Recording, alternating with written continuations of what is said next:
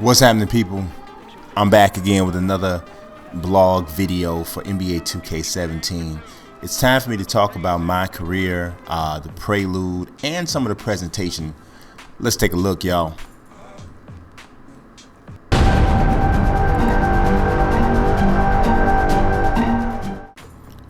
Alright, I'm back again. This time we're going to focus on MyCareer and some of the presentation stuff. Even talk a little bit about shoes, even though I think that Kicks trailer just pretty much just did the deal, right? So we're gonna take a look at the Kicks trailer a little bit as I kind of talk over this, because the Kicks trailer actually shows some gameplay and stuff too. Probably more gameplay than we've seen in pretty much just about any of the other trailers, to be honest. But let's talk about MyCareer because it's really large, right? So the focus this time, instead of kind of chaining us to the whole Spike Lee living the dream thing, where you kind of felt like we were all at the mercy of Spike Lee, at least that's how I felt.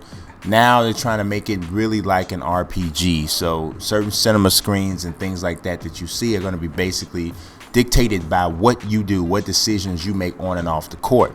So therefore, everybody's MyCareer journey shouldn't be the same.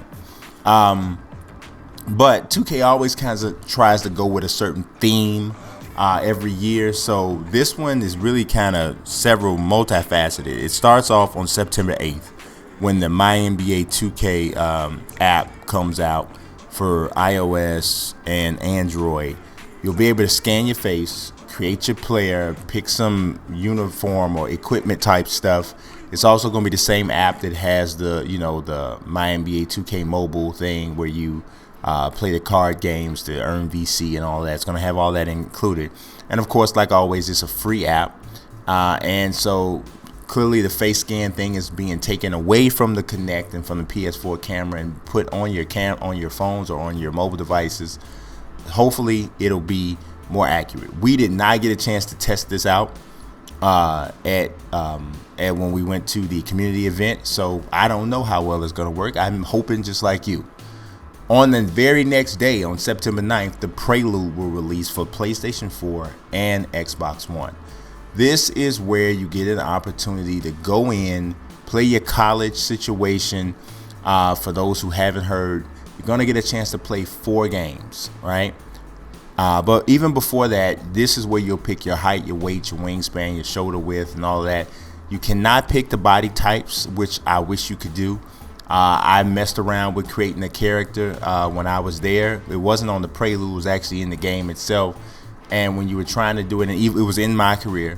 So when you're trying, when you can take a guy up to 390 pounds, however high they let you go, and his body style doesn't change.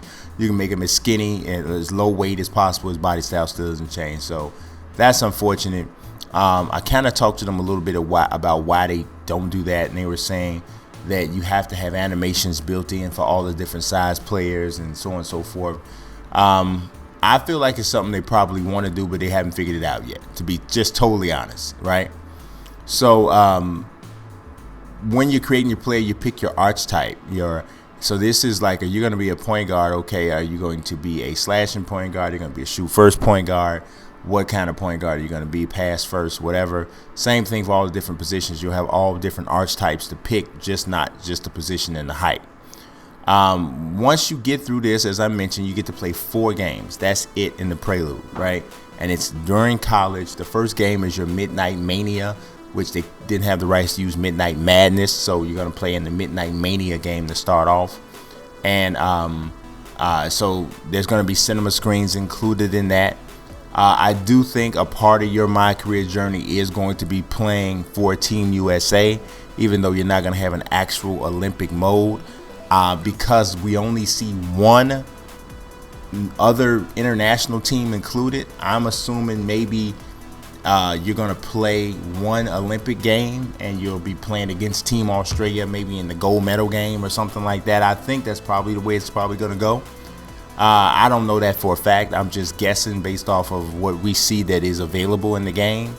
And the fact that we did see the little trailer for the Prelude where we saw Coach K talking to the character and saying he was from Team USA and not from Duke.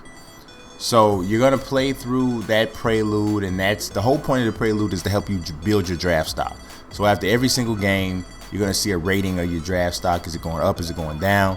And that character is going to be taken into the full retail version of NBA 2K17. So I like that quite a bit. I like the fact you can only play it one time. I like the fact you only play 4 games. I kind of wish you maybe could play a little bit more than 4 games, but I kind of get it because there's a sense of urgency there. You got to do well. Do your thing. Get into college. You want to have a high draft stock. Do your thing when you first get there, and you'll make it. So I don't know what the difficulty is going to be set on, or if you're going to be able to adjust that for the prelude. It's going to be interesting to see how that goes. I know a lot of people will cry like bloody murder if they struggle too much, because everybody wants to start off as a 90 or whatever. But we'll see what happens. Once you actually get into the 2K17 version of MyCareer, it's about making choices. The story is about your player, but it's also about the people around you. But I didn't get a feeling that the supporting characters take over as heavy-handed as, say, Vic Van Leer did in Living the Dream. You are the primary co-star or what have you is Michael B. Jordan, the actor who played in Creed. He is your right-hand man. His name is Justice Young, and one of the themes for 2K17 this year in multiple modes is dynamic duos. So they're going off of the Steph Clay thing and Russell Westbrook and Kevin Durant until they obviously get split up. Going off of that. So within MyCareer, there's something called Orange Juice. So Justice Young, who is Michael B. Jordan, is always with you. And when you guys are playing well together, you guys are building like your orange juice meter. I don't know where that term kind of comes from. They alluded to it a little bit in the presentation, but I'm not sure exactly. So once that meter gets all the way filled up, you'll actually even have an opportunity to take control of Justice Young at certain points of the game to have him, really do well, because basically you want both you and him to be actually succeeding in this thing. So it's kind of difficult to really explain totally, but I think I understand where they're going. It does make me a little bit nervous because I'm kind of fearful of being trapped in a program where I'm just like chained to justice, because I really didn't dig that in Living the Dream. But I do trust that they got the drift, that didn't necessarily work all that well last year. So I think they're going to make sure that this is truly like an RPG that you can individualize your experience. On off days, you still have some of the same decisions you had to make last year. Are you going to work out? Are you going to hang? Are you trying to build your game or build your brand, build VC? What are you doing? So there's an off-court AI system that will constantly evaluate what you're doing. So it says, okay, well, you're spending a lot of time hanging out, so you're trying to build your brand and relationships, but you're not really working on your game. So if you're working on your game a lot, then you kind of become like a gym rat.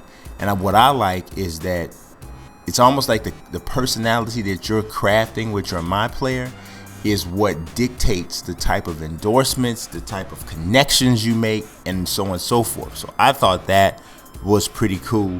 A nice first step towards making this like truly a role-playing game, which I think is the smart that's the smart goal for this particular game. So we'll see what happens with that. I mentioned endorsements, and like I said, depending on how you basically carry yourself, what you do, that's going to dictate the type of endorsements you get. They mentioned they had an example. If you dunk on LeBron James in the fourth quarter of a tie game or a close game, it's gonna make it like you're gonna get the attention of maybe a company that's looking for a clutch performer. If you start raining threes, you may get contacted by Steph Curry to make to set up a friendship with him. So what you do dictates the type of endorsements and connections and relationships that you make. Now, the MyCourt feature, they have really expanded it, and they expanded it almost to what I kind of had in mind for it when they first announced it last year. You can still invite friends over, but you'll also get visits from like real NBA players. So real guys, Derrick Rose, Karl Anthony Towns, or whatever, will show up. They'll challenge you to a game. and you'll play them in like a one-on-one. And if you win, you get VC and the whole thing. You're building your game overall. Pretty much, I almost feel like it's moving back towards 24/7 mode, where you're supposed to have the game on, as much as possible to work on your game. Which kind of leads me to another feature, which is called doing work. They kind of got this obviously from Kobe and the way he prepares and constantly trying to work on his game. Well, the doing work meter is the way you kind of escalate your attributes, escalate your rating, with the goal of ultimately getting your guy to be a 99 overall rated player. So whether you're lifting weights, you're doing live practice, you're doing squats and vertical leap drills, all of that is helping you build your attributes, and I absolutely love that. That's my favorite part of the whole MyCourt setup. We already talked about MyPark in the last video, so I'm not going to really get into that so much. But we will talk a little bit about the shoes. There's over 300 digitally scanned shoes in this year's game. We were shown that trailer when we were in Nevada, the one everybody else saw, and we were like totally blown away with with just how much detail was there. They had the Yeezys in there, which was just crazy. Old school sneakers like the weapons and the Jordan 1s and 2s, just all kinds of stuff. Air Force 1s, really, really cool. For me personally, when I start creating players from another era, I'm going to have a ton of shoes to choose from when I do that. So I'm really digging that too. Now, from a presentation standpoint, man, not enough people are talking about this to me, because I think this is really cool. Clark Kellogg is being replaced, who I liked his work in NBA 2K, but they're bringing in Chris Webber, Steve Smith, Brent Berry, and Doris Burke. They're now going to be a part of the three-man team. So you might be saying, well, how's all of those people going to be a part of the team? Well, they're rotating in the analyst in and out. So one game you might have Chris Webber joining Kevin Harlan and Greg Anthony. The next game you have Steve Smith joining them, Brent Berry another time, and then Doris Burke another time. So whenever the game starts, you won't know which broadcast team you're going to get. And that's definitely moving in the direction of what I wanted to see. Now, on the sidelines, David Aldridge is taking Doris Burke's place.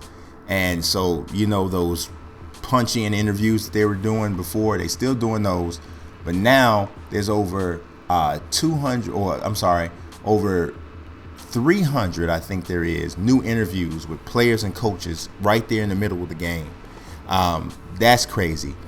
During the times where the coaches are on the sidelines during timeouts, there's 200 new clips of that. There's a ton of new player chatter available.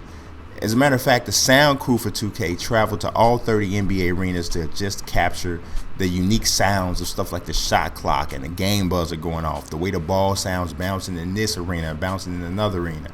They said there's over 200 hours of recorded game sound. That's pretty crazy. I dig it. In my GM and my league, if you play through multiple seasons, they got a little bit of some presentation there that will reflect what you're doing. But I was able to speak to Joel Simmons, who is the audio director for the game. And I pitched him one of the concepts that Mr. Biggums and Mr. 502 and I had discussed of how you could implement some audio that would not only be good for now, but if you're playing my GM in my league and you get some 5, 6, 7 seasons into your experience and you still want to have some commentary that's relevant to what's going on, I thought about, so if say you had a rookie that's 6'7", 190 pounds, thin, he could really shoot the three, not a good athlete necessarily by NBA standards, but this guy's just a knockdown shooter. Some people might think, oh my God, that sounds like Reggie Miller, right? Well, I'm thinking, why can't we have that programmed into the game where it acknowledges when you see a guy whose height matches up with someone else, another player's profile, you can have Greg Anthony, Kevin Harlan, or whoever say, this guy really reminds me of so-and-so, and whoever it is that matches that profile. The other side of that, you give them a personality profile as well. And either if you're in my league, you can set the terms of that personality profile, or maybe it's randomly generated, whatever, it crafts a backstory for that person based off of what their personal profile is. So that gives the announcers even something else that they can record lines about, and that keeps that commentary fresh. So I love that idea. Joel Simmons seemed to be receptive to it. I can't say that it's going to get put in the game, because obviously there's a lot of channels that things have to go through to get that done. But I do appreciate him listening to that. And from the looks of the way how many things I've just even seen off my wish list make the game, it's clear that 2K listens to the community. I am going to do a video probably later this week talking about how many things from my wish list actually got implemented. And I'm not going to do my new wish list yet, but we're going to be talking about how many things got implemented from the old wish list. So that's all I got. I do appreciate you watching. Of course, God bless. Peace.